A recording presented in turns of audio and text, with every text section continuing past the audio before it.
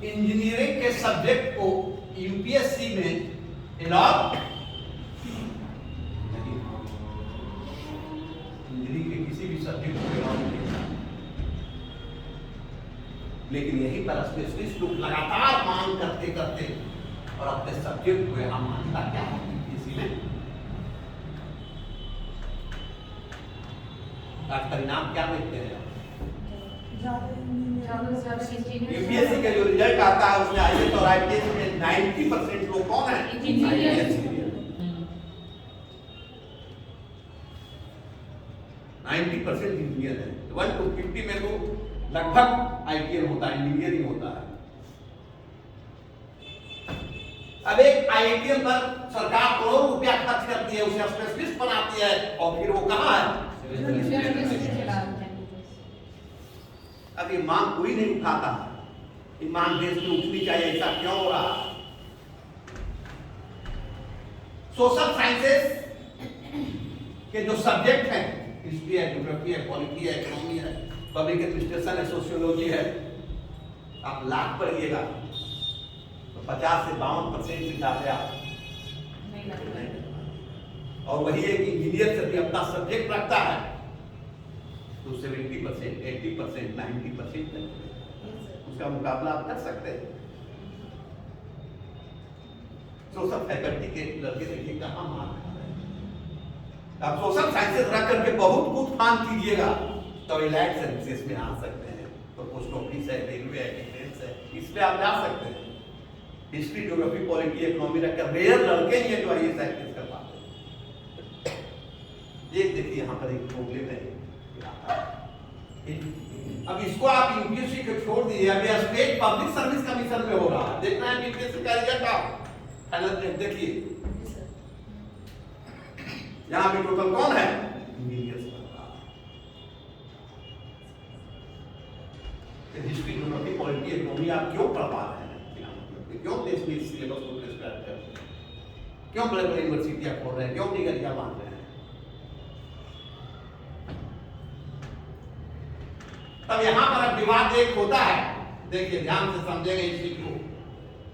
कोई भी बच्चा जब पढ़ता है स्कूल से पढ़कर बाहर निकलता है, जब 7th में 8th में 9th में रहता है, क्या टारगेट होता है, आईआईटी करेंगे, डॉक्टर बनेंगे, हम इंजीनियर बनेंगे, पहले टारगेट तो यही होता है।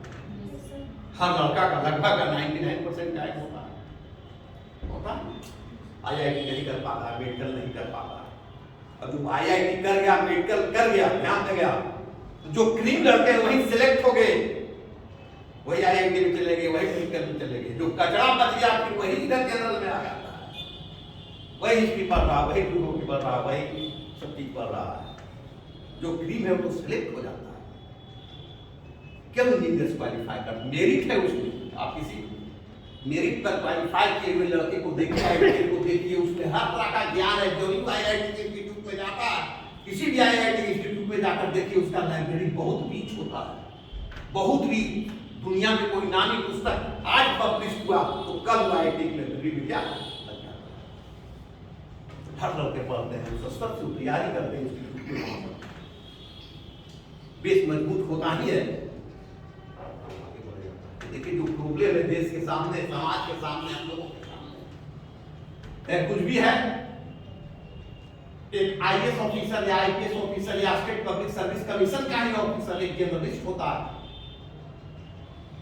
जिसमें किसी को ओवरऑल ज्ञान है।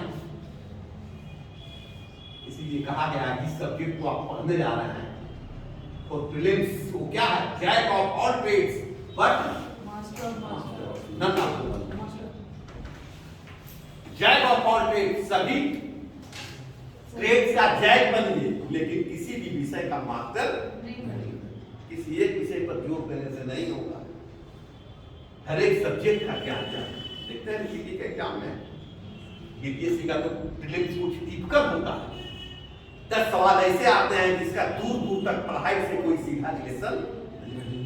हाथी के सूंड की कितनी लंबाई है, कुत्ते के ब्रेन का कितना वजन है, 8-10 सवाल ऐसे रहते हैं जिसका दूर दूर तक पढ़ाई से कोई रिलेशन नहीं रहता,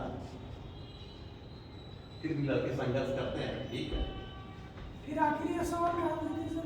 दूसरा चीज, jack of all trades but master of none. यही है किसका सिलेबस?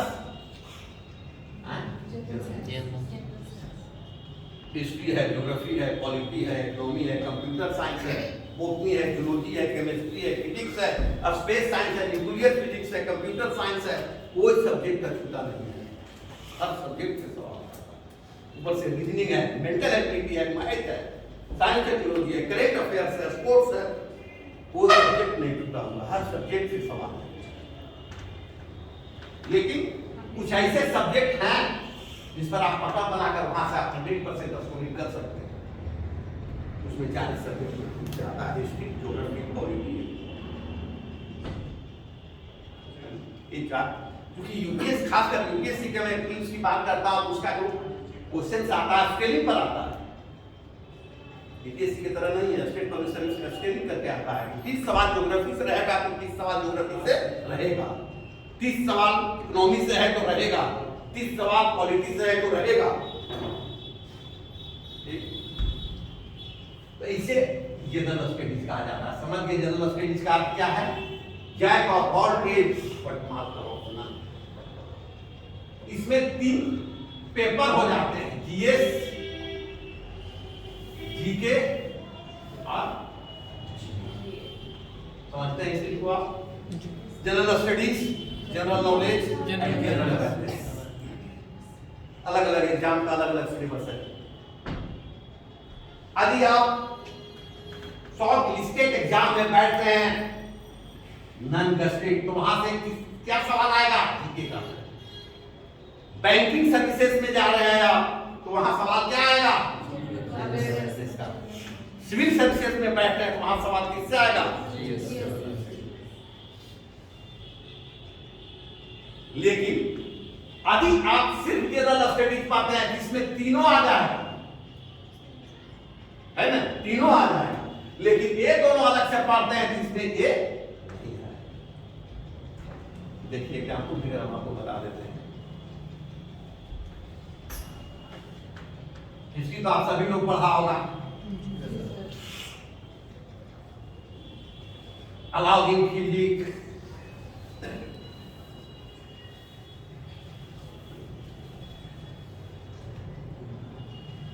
का किंगशिप थ्योरी,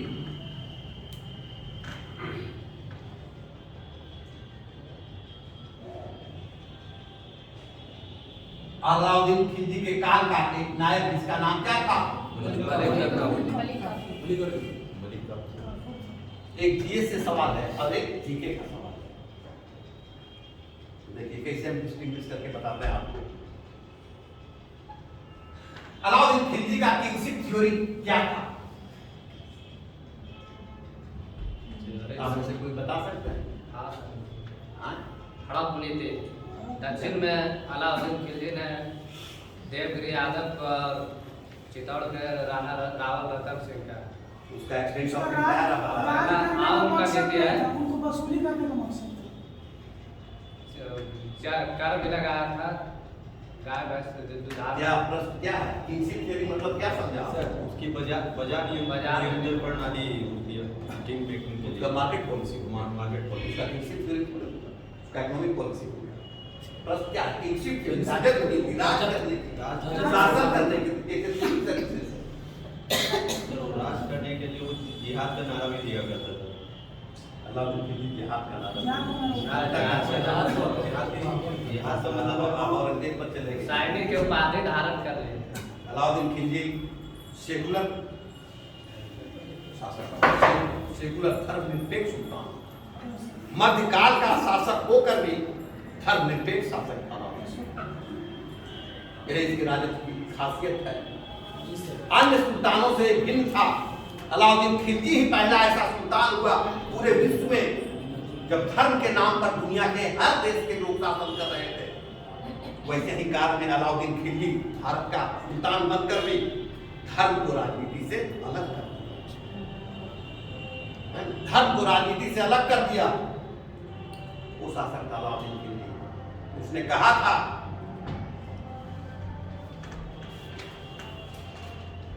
कि कानून की दृष्टि से क्या उचित है और अनुचित, कुरान की निगाह से क्या उचित है अनुचित मैं नहीं जानता। मेरे सल्तनत और मेरे प्रजा के जो हित में है मैं उसी को करने का आदेश देता हूं। अंतिम क़यामत के दिन क्या होगा मैं नहीं जानता। ये देखिए है प्रश्न किस चीज का, इसका जवाब आप तभी दे सकते हैं जब उसको आप पढ़कर क्या समझे। ये देखिए सर, अलाउद्दीन तो धर्म अवतार करना चाहता था। क्या अलाउद्दीन था तो धर्म में नया धर्म का उदय करना चाहता था। किया था? हाँ, नहीं किया था। तो क्यों नहीं किया? क्योंकि कुछ मौलवी के अति इस्लाम के खिलाफ जाने के कारण उसको वंचित कर दिया। हाँ। दिल्ली का कोतवाल था अलाउद्दीन खिलजी के शासनकाल में दिल्ली का कोतवाल था अलाउद्दीन कोतवाल किसे कहा जाता? पुलिस प्रमुख। अलाउद्दीन खिलजी जब सुल्तान बना तो उसकी दो नई योजनाएं थी, एक नए धर्म की स्थापना करने की और दूसरा पूरी दुनिया को जीतने की, ताकि दूसरा सिकंदर पैगंबरियत को हम सल्तनियत से मिला सके। यानी राजनीति और धर्म दोनों क्षेत्र में हम दुनिया में प्रमुख बन जाए। सल्तनियत को पैगंबरियत से मिलाने के लिए दोनों योजना बनाया था लेकिन कोतवाल अलाउद्दीन ने अलाउद्दीन खिलजी को कन्विंस किया कि आप गलत रास्ते पर जा रहे हैं, दोनों सेंसिटिव मुद्दा है, आपका विद्रोह हो जाएगा, आपके खिलाफ बगावत हो जाएगा। अलाउद्दीन से सहमत हो गया। अलाउद्दीन खिलजी ने दोनों योजनाओं को क्या है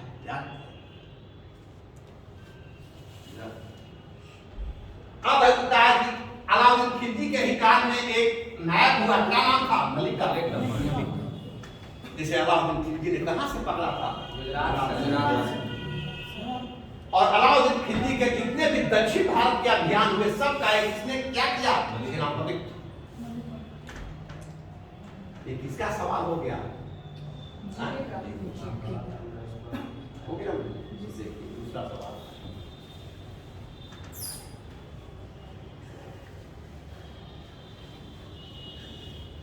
आरबीआई का स्थापना कब हुआ था? 1922।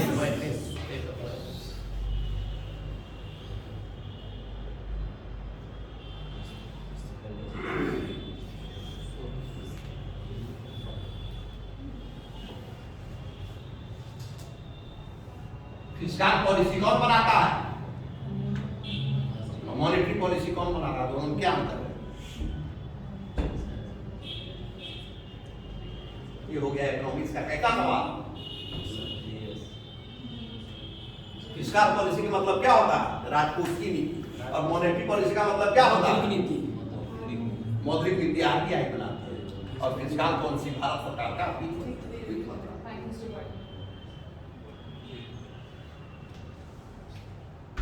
देखिए आप, इसको भी देखिए आप।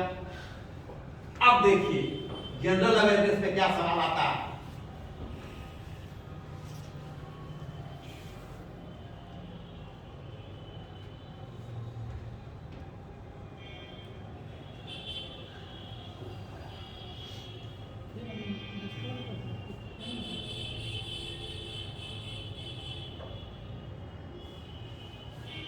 फीफा वर्ल्ड कप 2022 में क्वार्टर फाइनल में फ्रांस ने किसे डिफीट किया?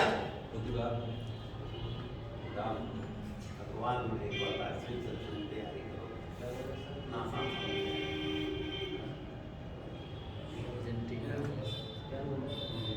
फीफा वर्ल्ड कप 2022 जो कहां खेला जा रहा है? कतर की राजधानी फीफा वर्ल्ड कप कतर की राजधानी दोहा, मतलब उसका दोहा। किस देश की राजधानी है? कतर। मुस्लिम कंट्री के सेकेंड रिचेस्ट कंट्री है वर्ल्ड में। रिकॉर्ड है 200 अरबियन डॉलर हुआ है इस पर। अंदाज लगाइए आप इतना अमीर देश है कतर।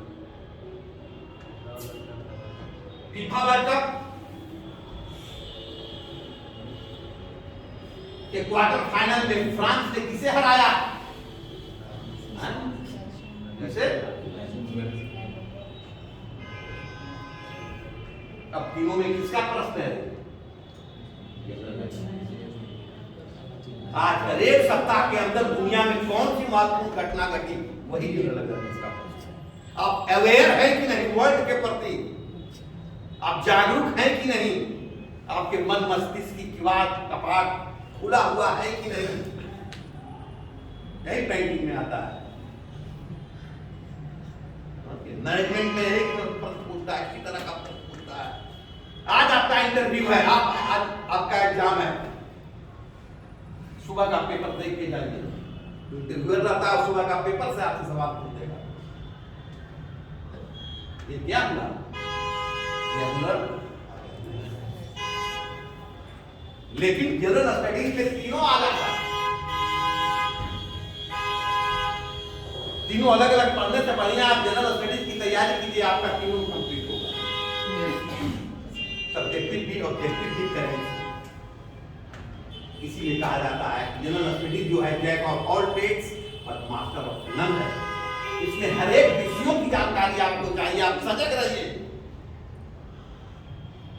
आप लोग कह रहे हैं कि हम लोग सिविल सर्विसेज के एस्पिरेंट्स हैं और अब पूजा पीपा बच्चों से एक साधारण सा सवाल देके नहीं कर रहा है, साबित कर रहा है कि आप लोग अखबार नियमित रूप से नहीं पढ़ते हैं। मैगजीन अखबार प्रत्येक दिन 1-2 घंटे को पढ़ना ही है हर स्टूडेंट को निश्चित तौर पर।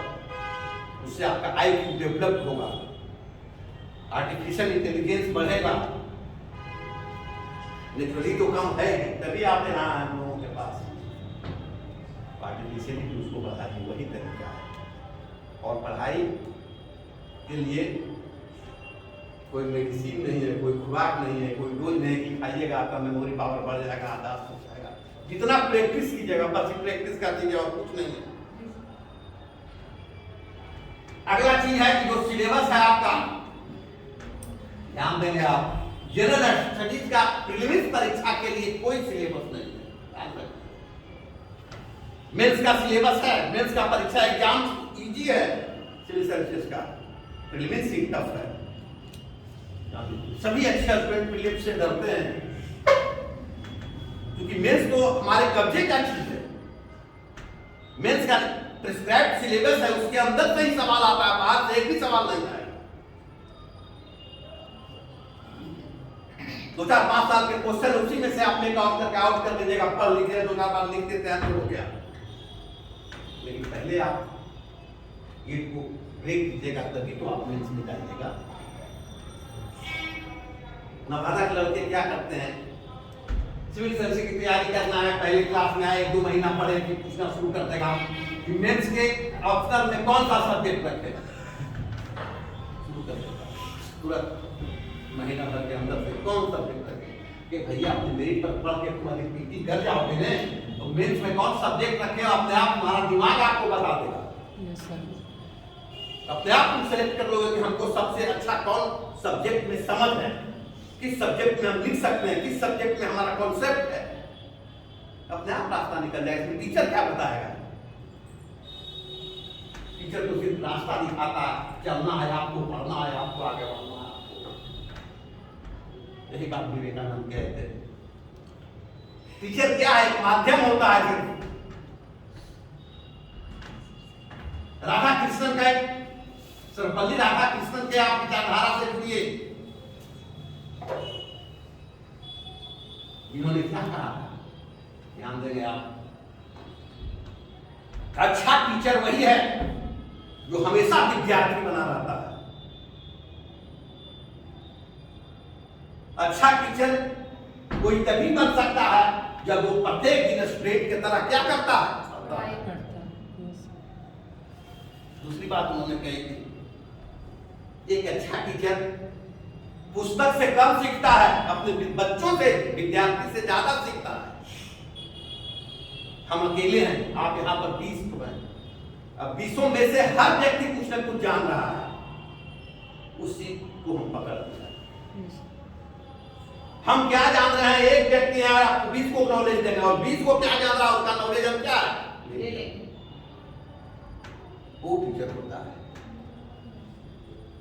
इम्प्लीकेशन को इंप्लीमेंट करना एक टीचिंग है।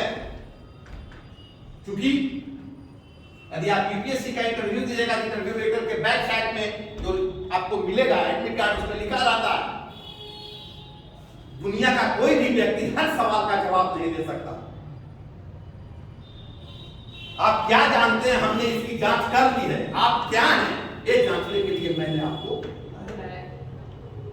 समझिए कितना बड़ा पर्सनल टेस्ट होता है। आप क्या जानते हैं, इसका तो हम एग्जाम नहीं जारी करेंगे। आप क्या हैं, ये जानने के लिए मैंने आपको बुलाया है। दुनिया का कोई भी व्यक्ति हर सवाल का जवाब नहीं दे सकता, लेकिन हर व्यक्ति कुछ न कुछ जानता है। हर व्यक्ति कुछ न कुछ जानता है, जान लीजिए। हर व्यक्ति एक दूसरे से कुछ न कुछ अलग है। बोल्ड बनाता है स्टूडेंट को कि आप बोल्ड बनिए। आप में कुछ भी करने की क्षमता है, अपने आप को एक्टिवेट कीजिए। कौन कहता है कि आसमान में सुराख नहीं हो सकता? दिल से एक पत्थर तो उछालो मारो। मतलब क्या है? आपके अंदर जो छिपी हुई आत्मा है उसको क्या कीजिए, एक्टिवेट कीजिए, जगजोगिए, जगाइए। आप में असीम शक्ति छिपी हुई है। आदमी चाह ले तो कोई भी काम कठिन नहीं होता, लेकिन करने की क्षमता होनी चाहिए, निगरनेस होना चाहिए, जागृति होना चाहिए। टीचर कुछ नहीं करता है, बस उसी को एक्टिवेट करने का काम करता है कि आप जागिए। हमने इतना सारा बात बोला आपके लिए कि आप पढ़िए। दूसरा कोई रास्ता नहीं है, कोई इसका दवा नहीं है, कोई दारू नहीं है। या आप खा लीजिए, आपका मेमोरी बढ़ गया, आप टोटल चीज को याद कर लिए, जान गए, ऐसा कुछ नहीं है। दूसरा चीज देखिए, हम लोग अब टॉपिक पर आते हैं।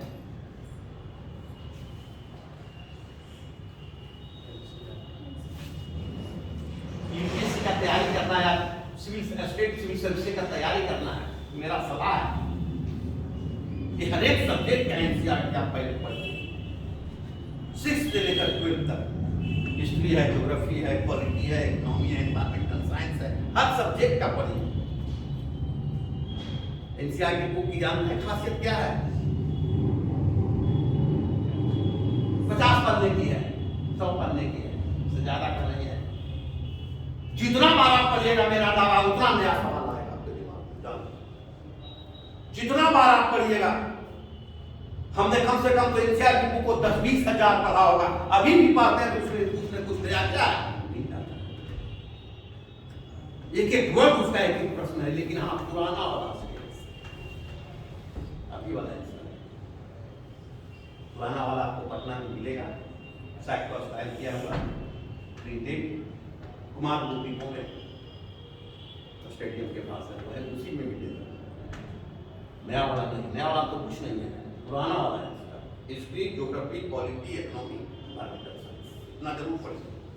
6 से 12 तक स्वतः तैयारी हो जाएगी, आप में इंस्टिंक्ट आ जाएगा, प्रवृत्ति जाग जाएगी पढ़ने की। इसी को इंस्टिंक्ट कहते हैं, जो डेवलप कर देगा। और इंस्टिंक्ट जब जाग जाएगा तो वो चीज आप में से कभी नहीं जाएगा। एक बाय नेचर होता है, एक इंप्रूवमेंट करके आदमी डेवलप करता है। देखते हैं, हम आप तैरने के लिए बहुत प्रैक्टिस करते हैं, तब तैरना जानते हैं। पशु के बच्चे को जन्म लेता हो, समुद्र में फेंक दीजिए, वो डूबेगा।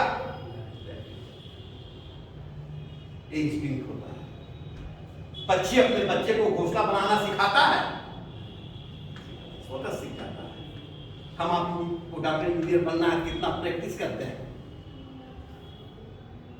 एक चीज को अधिक डेवलप करना है तो आपको एनसीईआरटी पढ़ना ही होगा।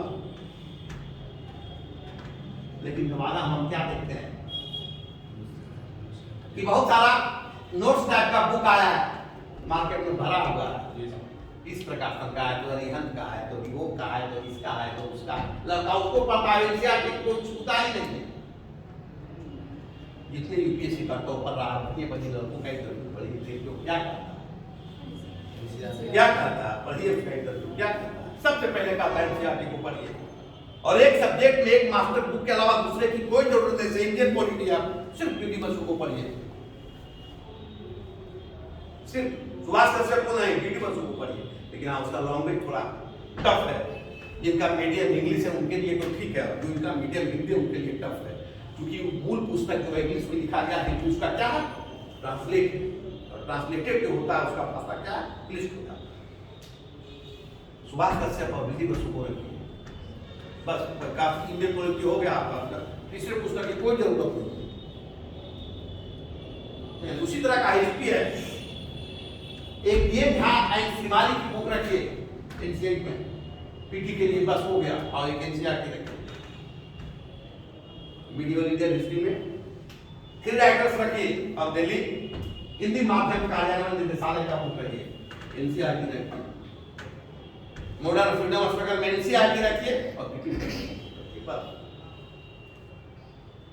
ज्योग्राफी में एनसीआर की रखिए, इंडियन ज्योग्राफी में गोपाल सिंह का बुक आता है वो रखिए, और एक फिजिकल ज्योग्राफी का बुक रखिए सविंदर सिंह का, एटलस रखिए, मैं रखिए।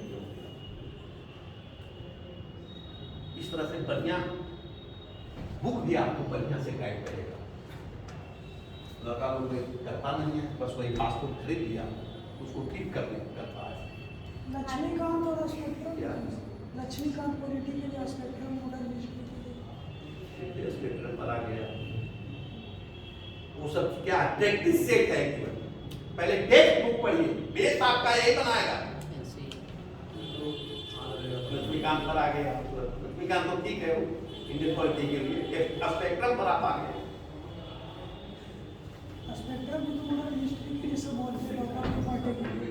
अरे हम भी तो बोल रहे हैं, तो हमारा ही पढ़िए ना, इसको पढ़ के आप पहले बेस बनाइए ना, ये पढ़ने के बाद बोलिए सर, उसके बाद प्रैक्टिस के लिए आप कुछ भी करिए, लेकिन बेस बनाने के लिए पहले इसको पढ़ना सबसे जरूरी है। जान लीजिए आप, कोई बेस नहीं मिलेगा स्पेक्ट्रम पढ़ने से आपको। अभी आप पढ़ रहे हैं हमारे सामने ठीक, आप हम बोल रहे हैं आपको समझ में आ गई, जानिए आप बाजीराव बैठ जाइए, जितना भी बताएगा सब माथा के ऊपर से निकल जाएगा, समझिए, एक भी समझ में नहीं आएगा, सब माथा के ऊपर से निकल जाएगा।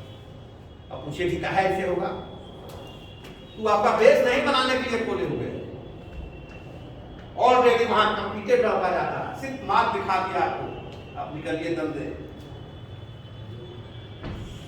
बेस बना कर रखिएगा, तब जब वहां जाइएगा तब क्रैक कीजिएगा, और स्पेक्ट्रम पकड़ जाइएगा सब माथा के ऊपर से निकल जाएगा। आपको समझे होगा? हाँ, इसके लिए हम कर रहे हैं। उसके बाद प्रैक्टिस के लिए तो आप किसी भी बुक का सहारा ले सकते हैं। इसी के साथ हमको मौका मिलेगा, हम गेस्ट अपीयरेंस टीचर रहेंगे, आप लोग आइए। हिस्ट्री, ज्योग्राफी, पॉलिटी, इकोनॉमी और जनरल साइंस इतना हम पढ़ा सकते हैं, इतना कम का सिविल सर्विसेज यूपीएससी तक के, लेकिन हमारे पास समय नहीं है। हम गेस्ट अपीयरेंस टीचर रहेंगे, कभी कभार सप्ताह में 2 दिन आकर तैयारी करना, लेकिन हमारा इस बात को आप कभी नहीं भूलिएगा, आप बता दीजिए।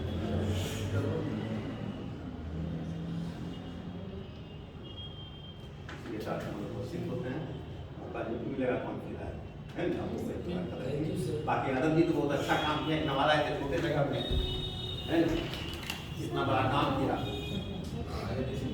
हम लड़के जानेंगे तो है, सीखेंगे तो भावना तो पैदा होगी, किस तरह से आईएएस ऑफिसर बनता है।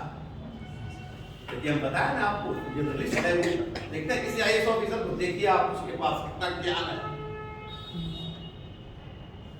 आप पहलवान है और उसके साथ आप सीढ़ी पर चढ़िए, आपसे पहले चढ़ जाएगा, चलने में भी आपसे देखिए एक्टिव रहता है, हर क्षेत्र में एक्टिव है, कोई ठग नहीं सकता उसको, मान लीजिए। क्यों? इसलिए कि हर चीज का ज्ञान है उसके पास।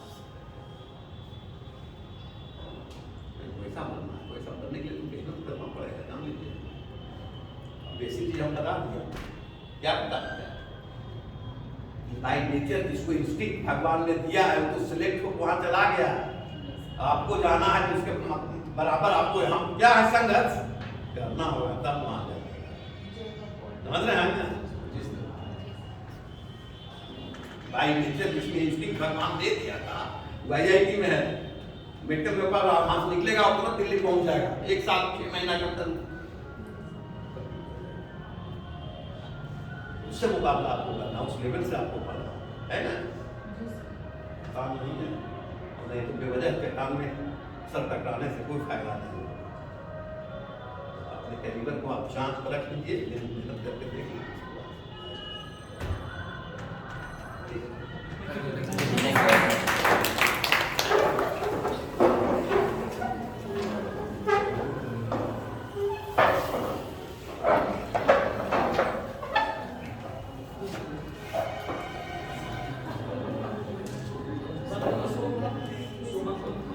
मोबाइल बंद कर दो।